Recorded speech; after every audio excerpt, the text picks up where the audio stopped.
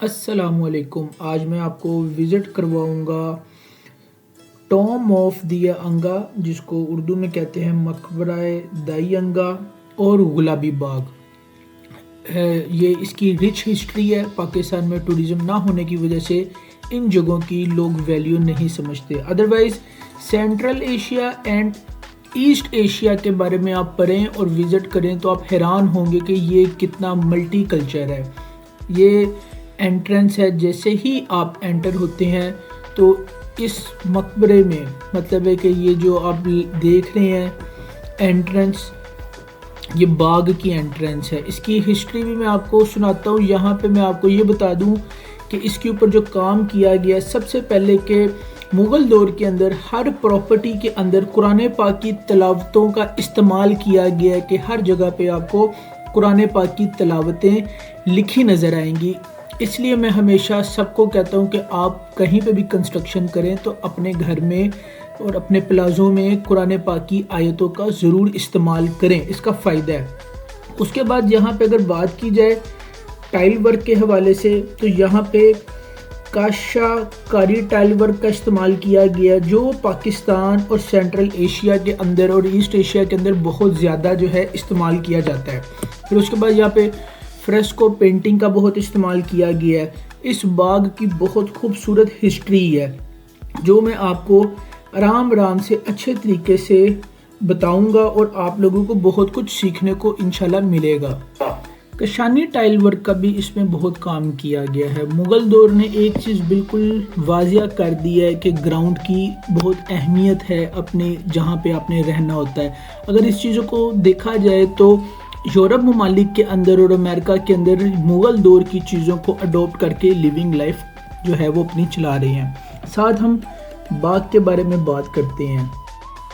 یہ پرشکوہ 2 منزلہ عمارت دروازہ گلابی باغ کے نام سے اپنی شناخت رکھتی ہے۔ اس کا نام ہی وضاحت کرتا ہے کہ یہ گلاب کے باغ کا دروازہ تھا۔ گلابی باغ کا نام محراب کے اوپر لکھی تحریر کی آخری سطر میں آتا ہے۔ یہ تحریر نہ صرف باغ کی نوعیت کی وضاحت کرتی ہے بلکہ اس کے مادے تاریخ میں باغ کی تعمیر 1655 کا ذکر بھی ہے۔ اس باغ اور اس کے شاندار داخلی دروازے کی تعمیر مرزا سلطان بیگ نے کروائی تھی، جو شاہ جہاں کا منظور نظر اور امیر البحر کے باوقار عہدے پر تعینات تھا، جو آج کے دور میں پانے کے لیے ایمانداری بہت ضروری ہے۔ شاہ جہاں مرزا سلطان بیگ کے شکار کے شوق سے بخوبی آگاہ تھا، اس لیے اس نے اسے ایک بہت پسند کی جانے والی انگریزی بندوق بطور تحفہ عطا کی۔ محض 2 ماہ بعد ہی یہ تحفہ مرزا سلطان بیگ کے لیے جان لیوا ثابت ہوا۔ 1655 میں ہرن مینار پر شکار کھیلتے ہوئے اس بندوق کی نالی پھٹنے سے جاں بحق ہو گیا۔ مقبرہ دائی انگا پختہ اینٹ سے تعمیر کردہ یہ مقبرہ گلابی باغ کے وسط مطلب درمیان میں 1671 دائی انگا اور اس کی بیٹی کی مدفن پر تعمیر کیا گیا تھا۔ دائی انگا مراد خان کی بیوی تھی، جو دور جہانگیری میں بیکانیر کا مجسٹریٹ تھا۔ اس کا ذکر شاہ جہاں کی دائی کے طور پر بھی کیا جاتا ہے۔ چند داخلی راستوں کے علاوہ یہ مقبرہ ایک ٹھوس مربع شکل کی عمارت ہے جس پر ایک کم بلندی والا گنبد ایک اونچی گردن پر تعمیر کیا گیا ہے۔ عمارت کے چاروں کونوں پر 12 دری کی شکل کی گنبدی چھتریاں تعمیر کی گئی ہیں جو مقبرے کی شان میں اضافہ کرتی ہیں۔ مقبرے کے اوپر جو آپ ٹائل ورک دیکھ رہے ہیں اس کو کاشا کاری ٹائل ورک کہتے ہیں، جو 400 سال پرانا کاریگری ہے۔ پاکستان کے اندر صرف اب 4 فیملیاں ہی ہیں جو اس کاریگری کو جانتی ہیں۔ بہت زیادہ نیو رینوویشن کی گئی ہے اس مقبرے کے اندر، آپ دیکھ سکتے ہیں۔ ابھی بھی مزید کام چل رہا ہے۔ جیسے ہی آپ اندر داخل ہوتے ہیں، اوپر چاروں سائیڈوں پہ قرآن پاک کی تلاوتوں کا استعمال کیا گیا ہے۔ اس سے پتہ چلتا ہے کہ مغل دور ہر کام کے اندر قرآن پاک کی آیتوں کا استعمال کرتے تھے، اللہ اور اللہ کے رسول کے دیے ہوئے کاموں پہ عمل کرتے تھے اور اس کو اپنی زندگی کے ساتھ لے کر چلتے تھے، جس سے ان کو برکت ہوتی تھی۔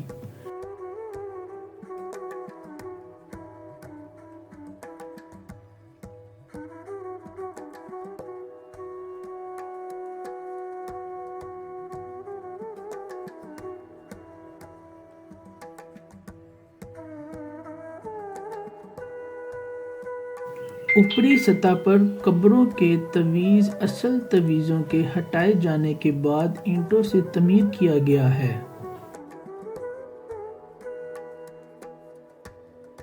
مقبرے کا بیشتر آرائشی کام ختم ہو چکا ہے۔ اس کی پردہ دیوار پر اصل کاشی کاری کی باقیات موجود ہیں، جسے دیکھ کر کاشی کے معیار اور انداز کا بخوبی اندازہ لگایا جا سکتا ہے۔ میں آپ کو آگے چل کے کاشی کاری کے کام کے بارے میں اچھے طریقے سے بریف کروں گا۔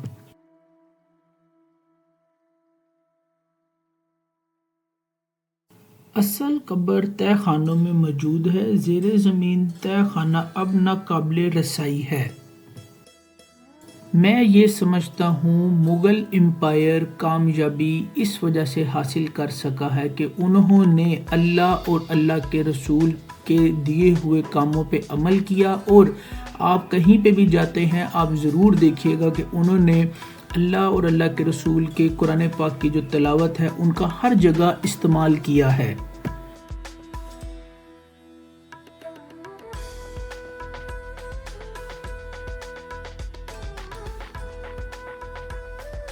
ان صاحب سے میں نے ریکویسٹ کی کہ مجھے اوپر سے وزٹ کرنا ہے۔ انہوں نے میری ریکویسٹ کو ایکسیپٹ کرتے ہوئے مجھے کہا کہ آپ کو اوپر کا وزٹ کروا دیتے ہیں۔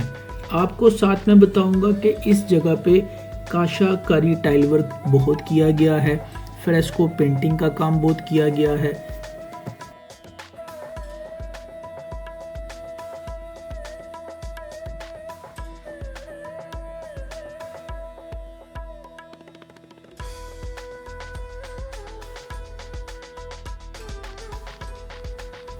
کاشی کاری ٹائل ورک 400 سال پرانی کاریگری ہے جو ایجپٹ سے شروع ہوئی تھی اور آج تک چلتی آ رہی ہے، جو سینٹرل ایشیا اور ایسٹ ایشیا کے اندر ہی پائی جاتی ہے۔ پاکستان کے اندر صرف اور صرف اب 4 فیملیاں ہی اس کو بناتی ہیں۔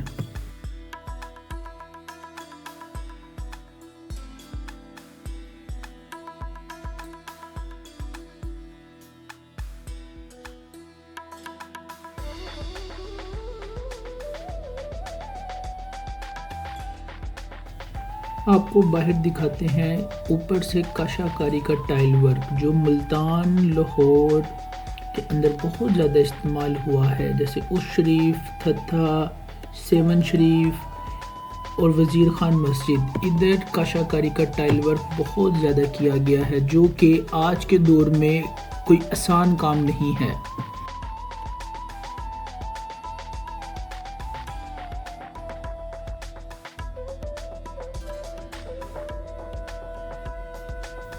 یہاں کی مضبوط دیواریں مجھے ایک چیز ضرور سکھاتی ہیں کہ ایمانداری سے کام کریں تو کئی عرصہ دراز تک آپ کی جو دیواریں ہیں وہ مضبوط رہتی ہیں، جس کی وجہ سے آج لوگ جگہ جگہ سے ان چیزوں کو دیکھنے آتے ہیں۔ ان کی اہمیت اس وجہ سے ہے کہ یہ لوگ جو کام کرتے تھے نیتاً اچھا صاف ستھرا کرتے تھے۔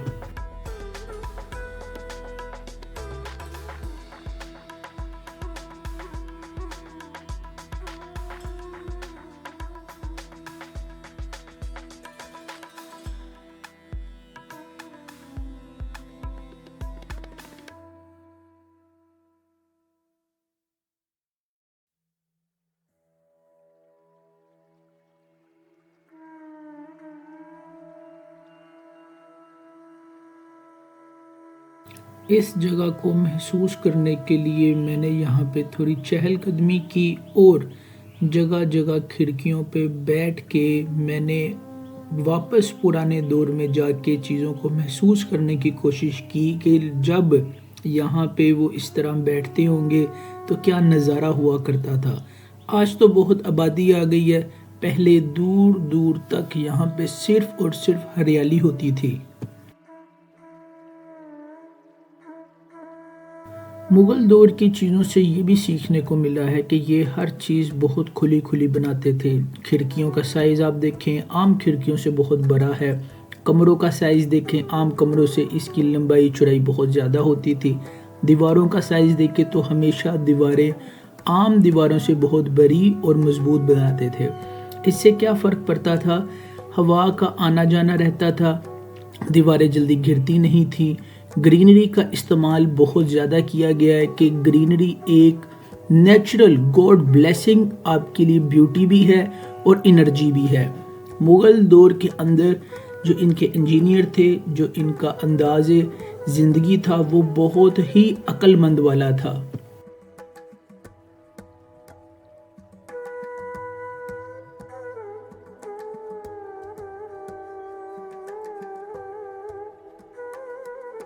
اگر آپ کبھی ہسٹری کو دلچسپی کے ساتھ پڑھیں تو سینٹرل ایشیا اور ایسٹ ایشیا کے اندر جتنا بھی کام کیا گیا ہے مغل امپائر نے ہی کیا ہے، مسلمانوں نے ہی کیا۔ یہاں تک کہ انڈیا کے اندر بہت زیادہ جو مغل کی عمارتیں ہیں وہ انڈین گورنمنٹ بھی یوز کرتی ہے۔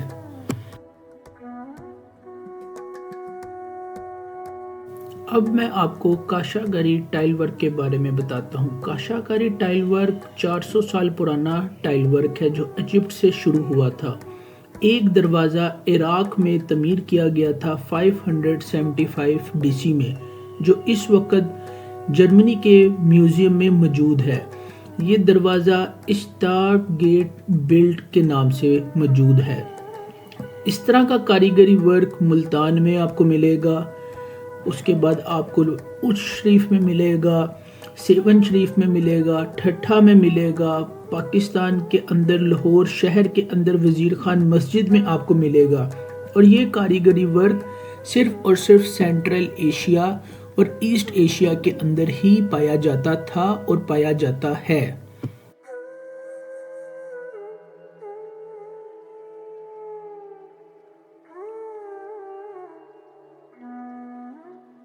جیسا کہ میں نے آپ کو بتایا کہ برٹش حکومت نے ایشیا کے اندر سے چیزیں لوٹ مار کر کے ساری چیزیں اپنے ملک لے گئے ہیں، جبکہ سب سے زیادہ ہسٹری، سب سے زیادہ ملٹی کلچر ایشیا کے اندر پایا جاتا ہے اور آج بھی موجود ہے۔ اتنا ہسٹری کا کام یورپ کے اندر نہیں ہے جتنا ہسٹری کا کام پاکستان، انڈیا اور افغانستان میں ہے۔